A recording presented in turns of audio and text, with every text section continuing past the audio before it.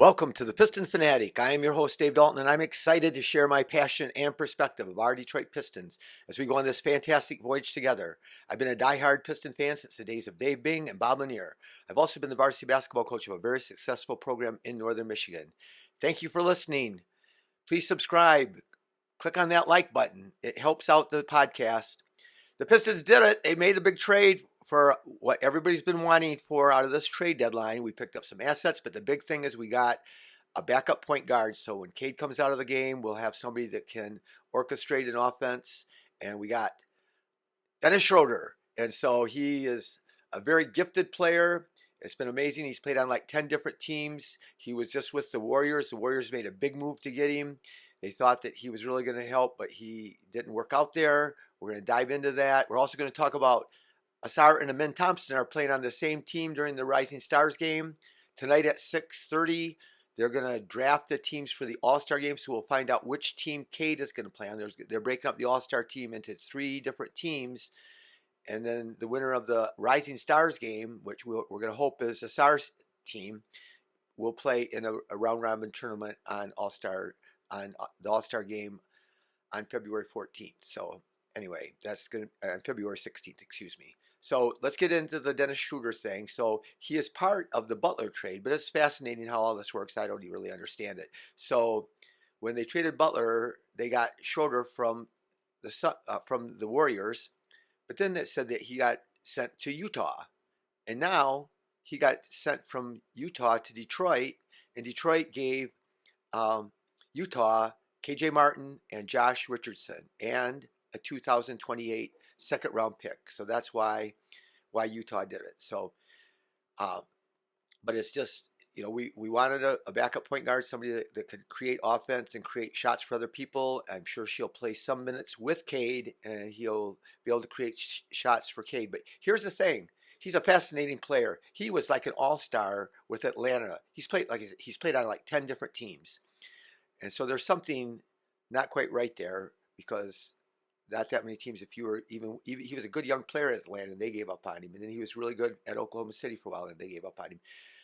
But anyway, he this last year he played for the Nets before the Warriors acquired him. He was averaging 18.4 points a game, 6.6 assists, 3 rebounds, shooting 54% from the floor and 39% from the three-point line, playing 34 minutes a game. So the Nets are tanking, so they had to get rid of him because he was helping them win too many games. He was really amazing. And then he gets traded to the Warriors. And then for the Warriors, he's only playing 26 minutes now, but he averaged 10.6 points a game, 4.4 assists, and 1.6 rebounds, shooting only 38% and 32% from 3.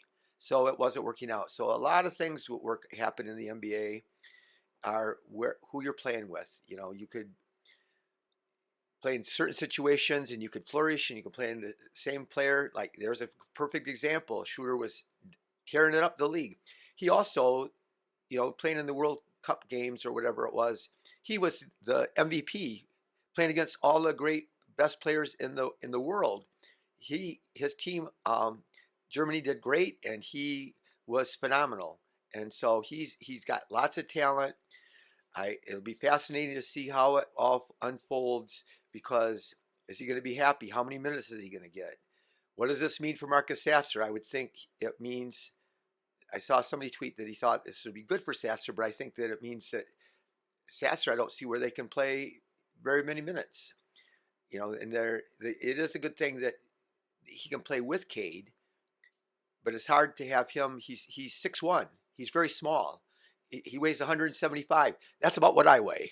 But he's not just, he's small, and so you can't put him on the court with Sasser. So I don't know how that'll work out. So I just see that Sasser might get his minutes. Dennis Schroder might get all of Sasser's minutes. So to keep him happy, so if Cade plays, 36 minutes a game or whatever, that leaves 12 minutes for a backup. And so obviously I think he will play some two guard too. So this is a great thing. He's an expiring contract, and we gave up a second round pick really because we were gonna, there was thoughts that KJ Martin might help us.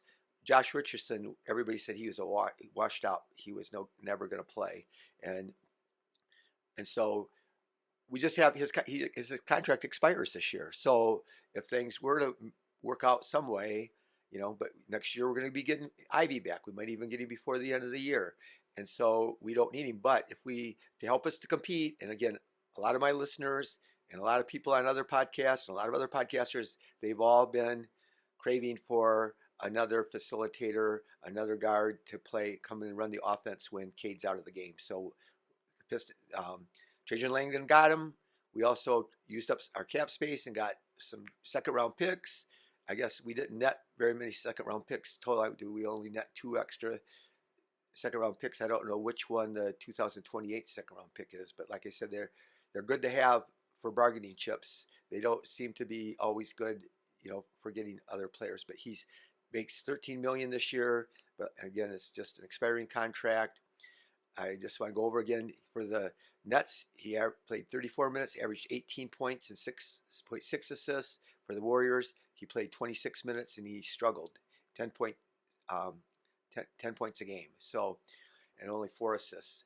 But obviously, when you play less minutes, your stats aren't going to be as good. But he struggled. His shooting percentage was 54 for the Nets this year and 38 with the Warriors. And his 3-point percentage was 39 with the Nets and 32 with the Warriors. And I'm going to tell you, I played a long time ago, and depending on what team I played on, my level of play fluctuated depending on how much I knew my team needed me to score or what they needed me to do, and that's kind of how I played. But it is an exciting day. It's exciting that we picked up him. We have really nothing to lose and everything to gain, and that's how I look at this trade. He could come in, and he's more talented than a lot of other people that we might have picked and thought of getting. He has shown that he can shoot, and he has shown that he can score, and he has shown that he can facilitate, and he's a little fiery little guy, and so it'll be interesting. So I'm not sure about what his personality. I know he's from Germany. I had an exchange student that played on my high school team, and he comes from the same town that they did. So it's, I knew about him, and he used to have orange hair and different things, but he has been, again, just this last year on the international stage, he was phenomenal too. He's had a lot of great seasons. So yeah, it's been an interesting trade deadline. We got, like I said, we didn't give up much, and we got Schroeder, and we got some second round picks with our cap space. So I think Trajan did a good job. Some of you might have wanted a bigger trade, but now it's not the time. I wanted like DeAndre Hunter. He would have been a great guy, kind of guy that we need. Or even, I'm not Zach LaVine, but this is not the year that we need him. And Trajan's been consistent with everything that he said. They're not going for it. So we're going to be able to evaluate people that we have. Schroeder gives us a chance to win and do better as far as getting into the playoffs, maybe getting a higher seed, maybe doing well in the first round, but we're not mortgaging any of our future to get a win now player when our guys are 23 and 22 years old. And so I think it's smart. So in a year, you constantly reevaluate where you're at. And so it's a process. JB spoke to that. And we're going to know at the end of this year, we're going to have a lot better idea. We're going to know what we're going to be paying, possibly what we're going to pay Ivy and Duran. We don't have to pay them. We can let them play next year out, and then they'll be restricted free agents. So we'll be able to match any other team that wants to get them if they take an offer, if we make them an offer that both are comfortable with. Maybe we sign them to extensions. But yeah, so by trade deadline or by the end of the year next year is possibly when we make a move. But even more common sense would tell you that the following year is when you would want to push in a bunch of your chips to get a player. And by then, we'll have complete control of all of our draft picks, and I think we'll be better in place to know exactly what we need.